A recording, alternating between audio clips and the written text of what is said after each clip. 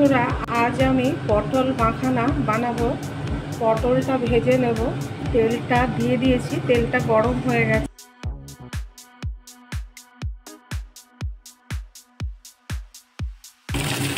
এবার ভাজা ভাজা হবে।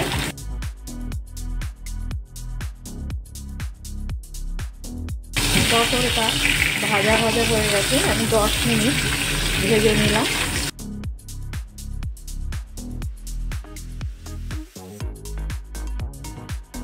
এবার তুলে নেব পটলটা।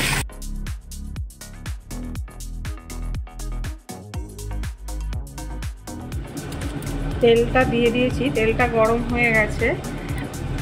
ছোট এলাচ, জয়িত্রী, লবঙ্গ, দারচিনি, 3টে টমেটো কেটে নিয়েছি, 4টে কাঁচা লঙ্কা, মাখানা 1 চামচের মতন ঘি দেব। ভাজা হয়ে গেছে।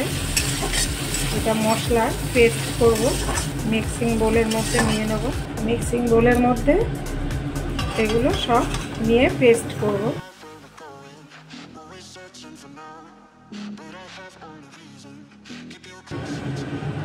পেস্টটা ঠান্ডা হয়ে যাওয়ার পর পেস্টটা করব। তেল দিয়েছি, তেলটা গরম হয়ে গেছে। কাসুরি মেথি দিলাম, আর যে পেস্ট বানিয়েছি ওই পেস্টটা দিয়ে দিলাম। পেস্টটা দিয়ে দিলাম। লো টু মিডিয়ামে ভাজতে হবে। হাইতে করে দিলে তাড়াতাড়ি মশলাটা পুড়ে যাবে, ভালো হবে না।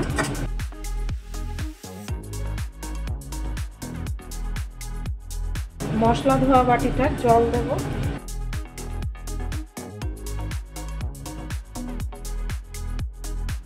মশলাটা কষানো হয়ে গেছে। হলুদ পরিমাণ মতন দেব। জিরের গুঁড়ো 1/2 চামচ, নুন পরিমাণ মতো, ধনের গুঁড়ো 1/2 চামচ, Kashmiri red chilli powder, Kashmiri লঙ্কার গুঁড়োটা দিলাম। নিরামিষ রান্না, একটু চিনি দিতে হবে। এবার পটলটা, ভাজা পটলটা দিয়ে দিলাম। মশলা দিয়ে কষিয়ে নিতে হবে। আর গ্রেভি রাখতে হলে একটু গরম জল দিতে হবে।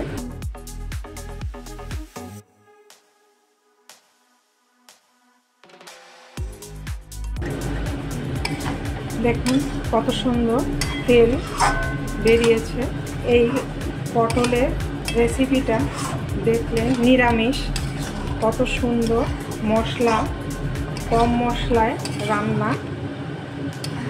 এইভাবে আপনারা বাড়িতে বানাবেন, ভালো লাগবে।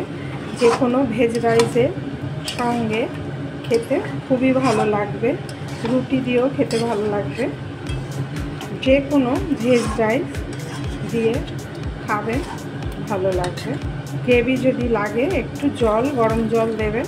আর লো টু মিডিয়ামে রান্নাটা করতে হবে, না হলে মশলাটা পুড়ে যাবে।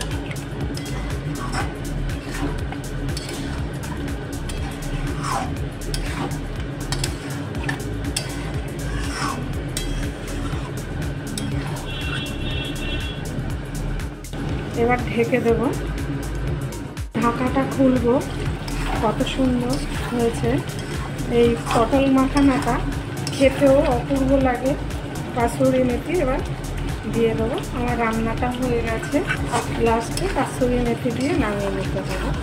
10 মিনিটের মতন ঢাকা চাপা ছিল। ওভেনটা বন্ধ করে দেবো। আবার একটু 2 মিনিটের মতন ঢাকা রাখবো। বন্ধুরা, পটল মাখানা রেসিপিটা দেখলেন। যদি ভালো লেগে থাকে লাইক, শেয়ার, সাবস্ক্রাইব করবেন। পরের দিনের একটা নতুন রেসিপি নিয়ে ফিরে আসবো।